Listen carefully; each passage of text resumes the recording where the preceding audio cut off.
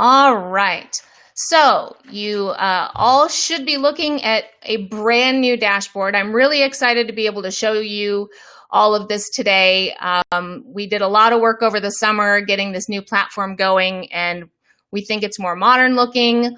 Overall, it should be easier to navigate, and there's actually a lot more features in it that we didn't have before. So really excited to have you guys all be the first client that was on the old platform that migrated to this. So hopefully this will work better for you. And again, any feedback that you have on this, we love it, as always. We use your feedback to update and make things even better. So definitely we want to hear from you after you've been playing with this for a while.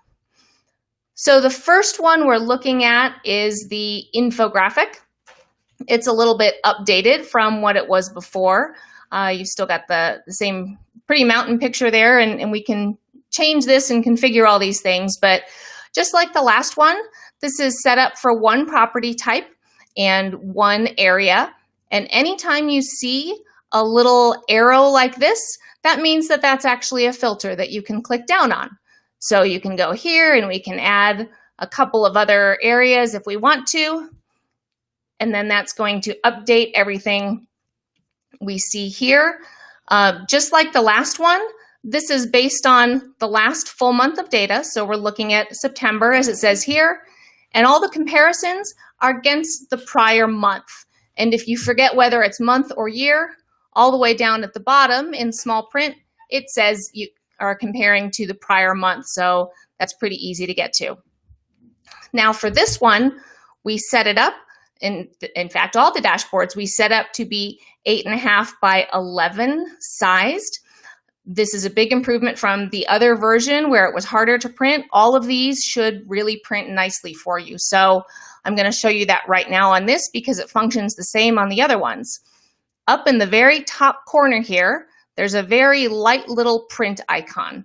So I'm going to click on this, and this is going to open up the Chrome print functionality. So this is dependent on the browser that you're using. And I have a whole document written on the various browsers and how they handle printing that I will send over to Mike as well. So you have that for reference.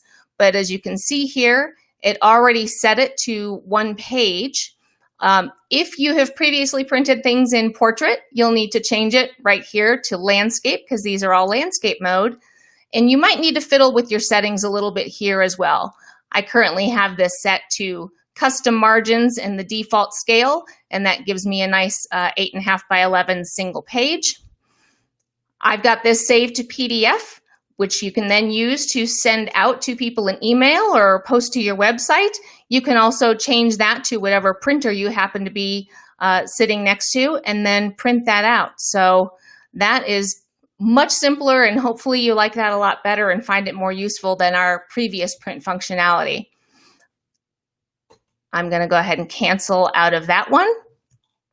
And that's pretty much your infographic. So with that said, I will move over here to the main dashboard and pause for a minute to make sure nobody has questions on the infographic.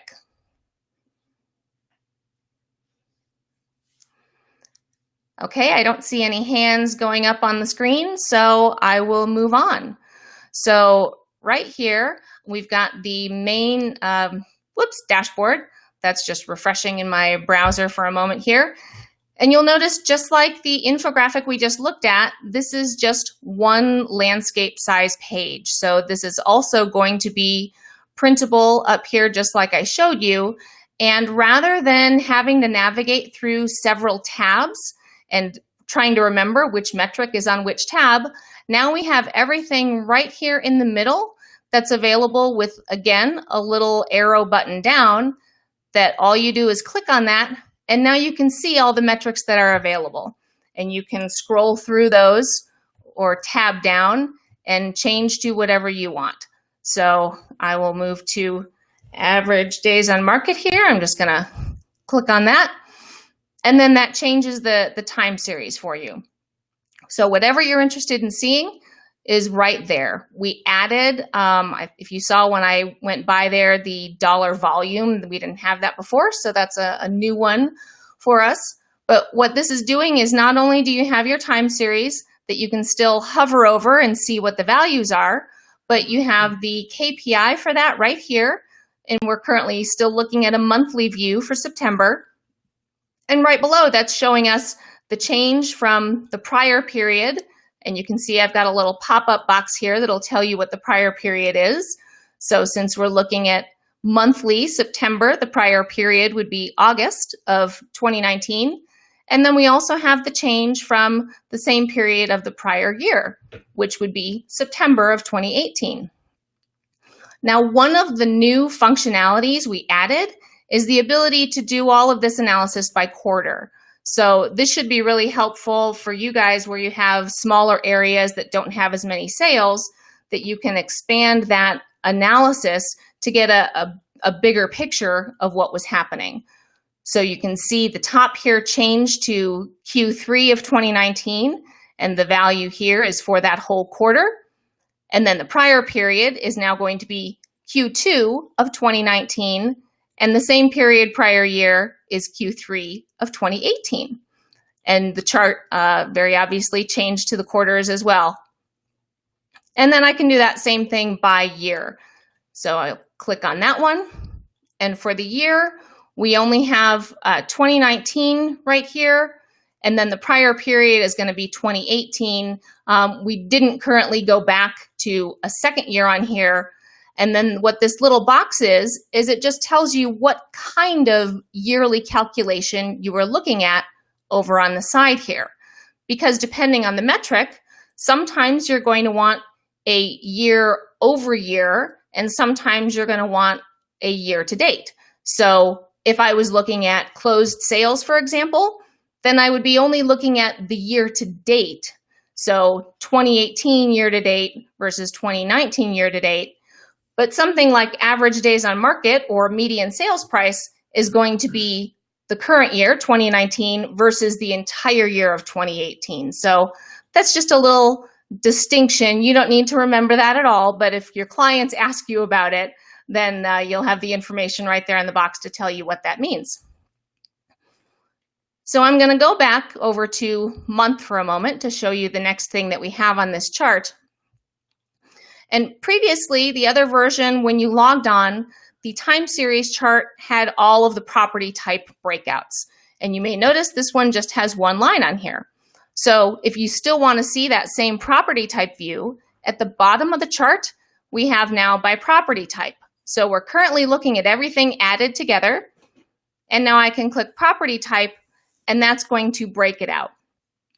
And for your property types, we have the same property types we had before. The only one that's not in here is commercial, because as you all know, that's just a different beast. And there are really different things that we should be measuring for commercial. So we're working on developing something a little bit separate for that. So for right now, that one is not included. Now I'm going to take a moment and show you the filters, because as you're looking at property types, you may be saying, well, land really doesn't need to be compared to single family or condo. So I just clicked the little button here on the top to open up the filter panel. And this is where I can say, you know what, let's take out land for right now, and let's take out partial ownership as well, because those numbers are going to be a little bit different. And I'm going to leave everything here selected. What you'll also notice is that we now have range sliders for price range, living area, and bedrooms. So rather than having buckets and being limited into that, I can take this slider and drag it to wherever I want, and it will honor all of that in the charts as well. One thing to note on the sliders, you can see I'm hovering over here and it says to display all the prices above the max value, select the max. So that means that we know there's stuff over 5 million, and you aren't limited by anything over there we didn't include. We would never do that to you. If you want to see just things over 5 million, you just drag that slider all the way over, and now it's going to recalculate based on all of the filters we already checked, plus the values over 5 million. And excuse me. So I unclicked that. And now this is showing just the 5 million and over values on here. So let me move that back over. And if you can't grab it and drag it, like I just had a little bit of trouble right there, you can just go anywhere on the line and click your mouse button once. You don't have to drag per se. It will work if you just click around. So I'm going to turn those filters off. And now let's say I'm looking at the property types, but now I want to see by areas. You can also click down there. And this is going to make a really messy chart because I left all 40 some odd of your areas on there. So maybe I'll go back to the filters while that's doing that and select. Here, I'll show you here. Yep, there's that messy chart. Hard to read, but it's also useful that you can say, hey, who's this guy up here? Cordillera, they had the most sales. So you wouldn't send this to a client, but you can get some value out of having all those in there. But to make this easier to see, I will just click off several of them here, close that filter, and now that's going to recalculate to show you just those areas. And there we go. So what I'll mention here is that as you're looking at these lines, there are several spots like this brown one right here, so Booth Creek, and then there's nothing, and then the line starts again. When the line breaks, it's not an error in the data. It means there were no listings in there to make up the calculation. So it's not going to calculate average days on market in a month that there was no properties available for that area. So that's what all of the breaks mean, that there was just nothing to calculate. So now I'm going to show you, we're right up at the top here on the left, we're selected on time series. I'm going to click here on price distribution. This is a chart that we had on the other version, broken out by price. So we still have some buckets here that we put that on, and you can see the average days on market. We're still looking by area, so this is for all the areas we selected, and it's got that column chart.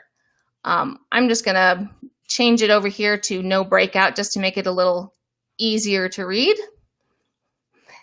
And there we go. So now we've got all of the price distribution for all of those areas. And just like in the other version, I can take any one of these buckets, like right here, we'll do 400 to 499. It says there were 15 units. I'm going to double click on it with my mouse, and it's going to open up the pop-up box. So this is the drill through that you had before, and it's still there, still available for you to verify things. You can export this to Excel. I won't do that right now because I didn't share an Excel window and you wouldn't be able to see it anyway. But just like the other version, it would drop that export down to the default place that I have already set up in my browser, which is probably the downloads folder. So that's where I could find it and then open it from there. I'll also mention that if you scrolled over, there's a whole lot of stuff at the end here that you probably have never seen before and don't really know what it is. And you'll see things like end date Domus. That means that all the stuff at the end is just our fields for internal calculations and to make this whole dashboard work. So there's a lot of stuff in the Excel that you'll be able to ignore. We're working on removing that for you automatically, but for right now, it's just kind of sitting out there and hopefully not bothering anybody too much, so you can just choose to ignore it at a later date.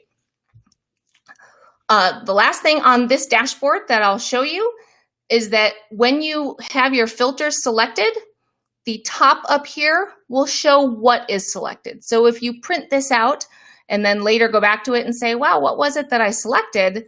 That should be on there. And there are a certain number of values that it will say, now you just have multiple. So let me uncheck a couple of these and show you. Come on, uncheck. There we go. What's going to happen? I'll take off those two. And now it should update that top and change to, yep, single family home and townhouse in multiple areas. So I think my number must be set to 2. Take that off and show you. There we go. And now it says in East Vale and Booth Creek and multiple subdivisions. And I still have all those other ranges set on there. So this is a quick way for you to see what it was that you selected when you have this later to go back to. So I'll stop there for a minute and see if there are any questions. Yes, there is a question. So let me come over here and change allow to talk. All right, it's thinking for a moment. It should let you ask a question. Okay, go ahead. Can you hear? Hello? Yes, I can hear you. Hi, awesome. Thank you so much. I have two questions.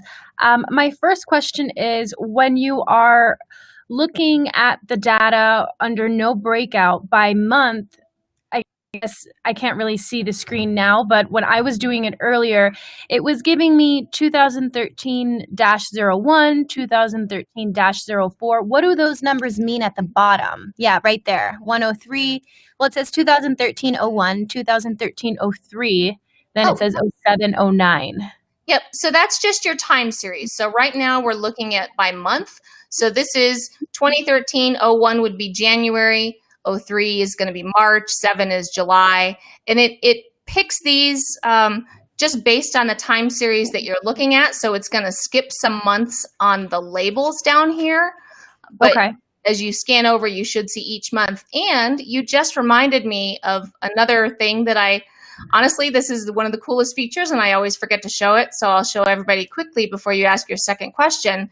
If I want to zoom in on a certain area, say I want to see just from 2017-ish on, I'm just grabbing my mouse on the screen here, and you can see it's highlighting in blue.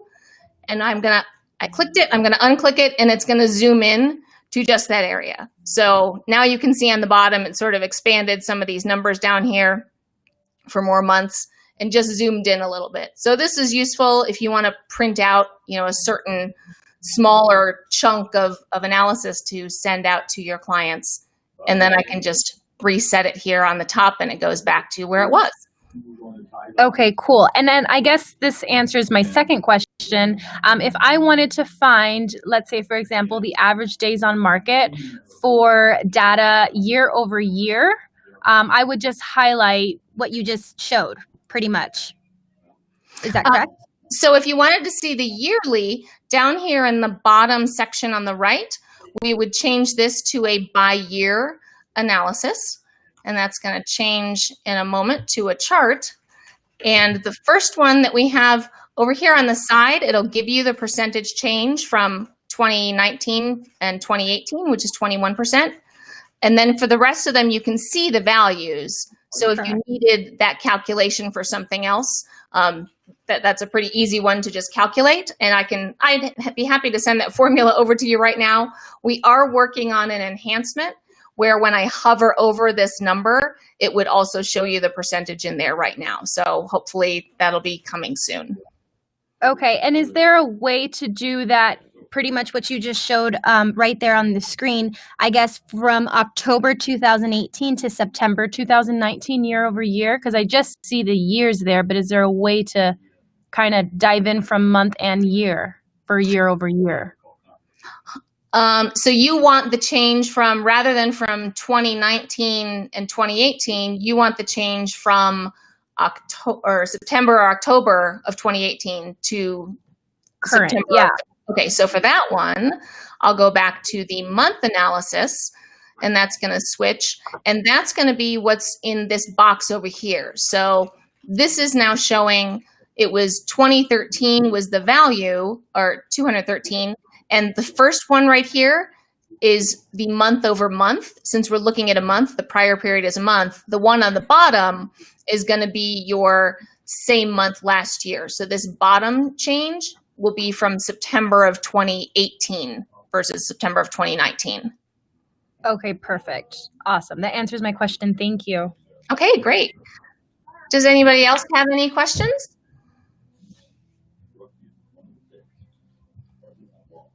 All right, let me disable the talk over here, and then I will move on to the next dashboard, which is the newest one. I already showed you that one. Here we go, Pricing Insights.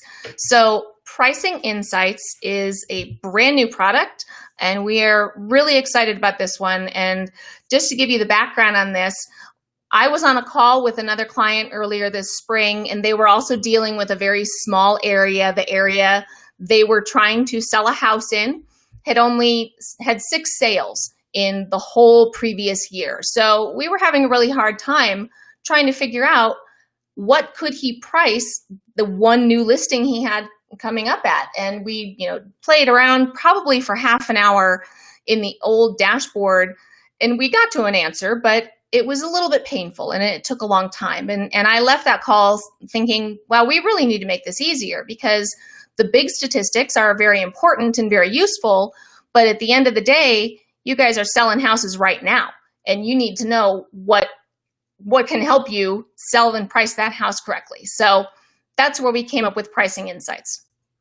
So this is what you're going to see when you come on. It looks like it's broken and there's nothing here, but that's because we want you to choose what area you want before you do anything. So I'm going to actually change this over to condo, and I'm going to go down to, how about Eagle Vale?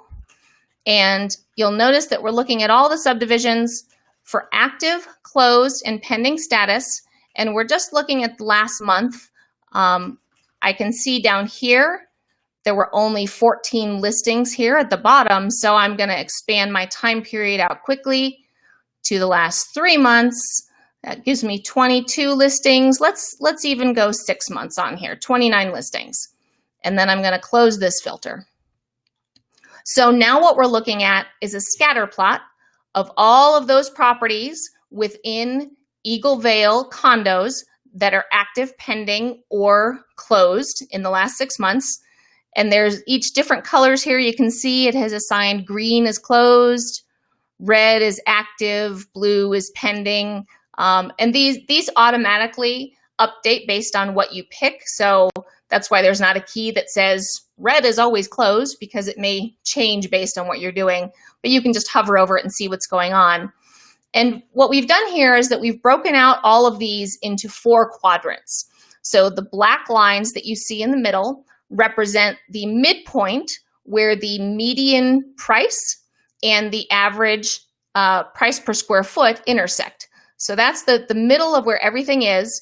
And then we've got the quadrants of down here, low priced value listings, because your lower dollar per square foot tends to be a more value play or an older property.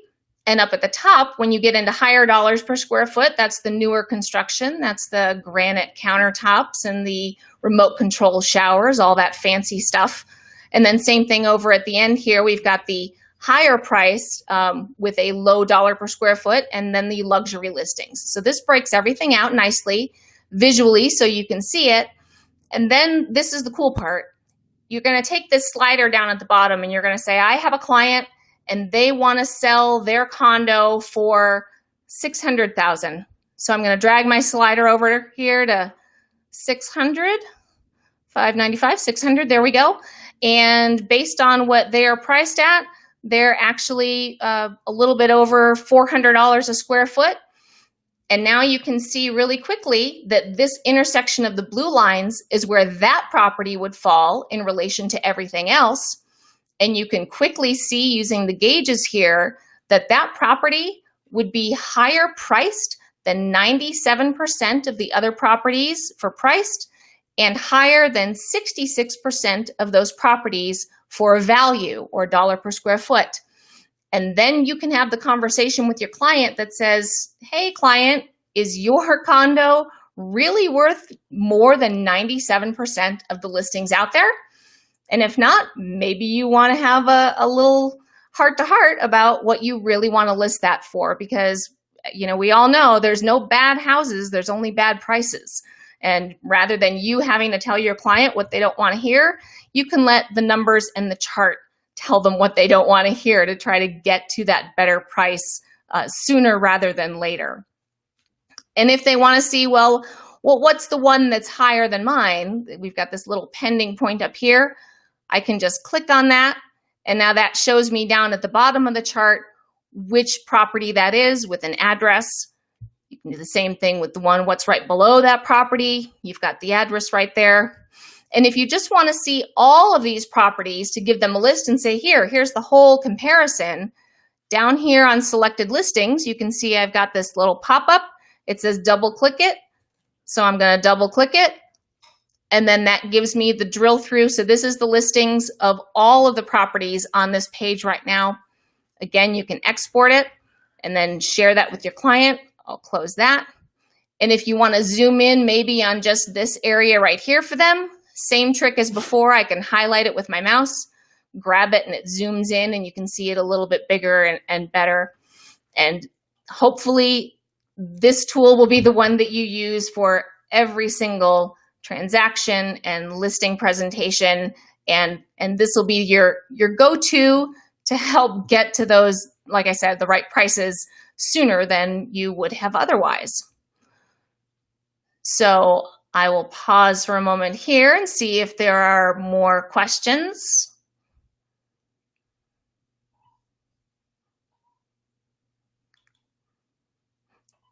No, you all just want to, oh, there is a question. Mike, hey, Mike, let me get you on talk here.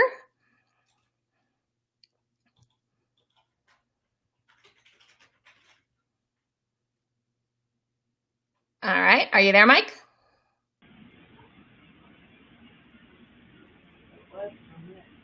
No.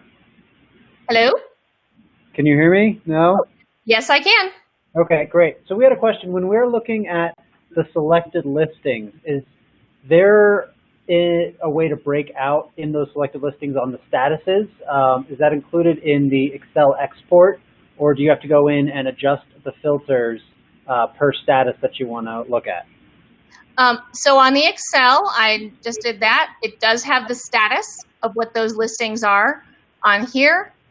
And you can also, if you want to only look at a certain status, go in and change it. So I can say, you know what, I don't really care about what closed. I just want to see the active and pending, and that will sort that out. Or you can include all the statuses. So you can do it both places. You can change it in your filters, and you also do have that visibility in the drill through to see it.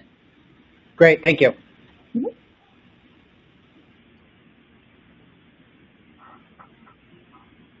Any other questions?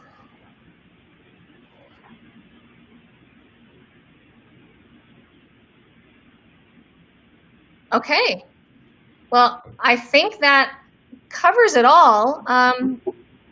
Hopefully you guys find the newer dashboards, like I said, easier to use, faster than the other ones were.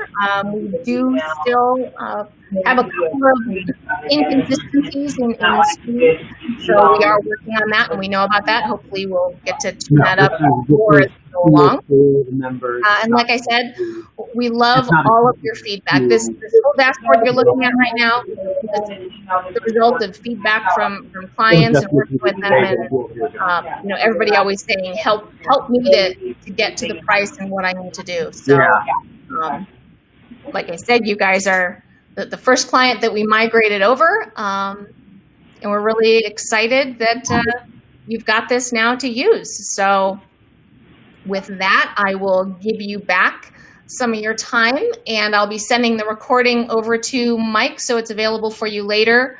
We're still working on building our small little 2- and 3-minute videos and all of the documentation. So over the next couple weeks, that will be available as well. And if you have any questions, absolutely, you can send them to Mike, or you can typically reach us directly on the website through chat if you have any issues that you want to review. So I appreciate you all coming today and making time, and happy dashboarding, everyone.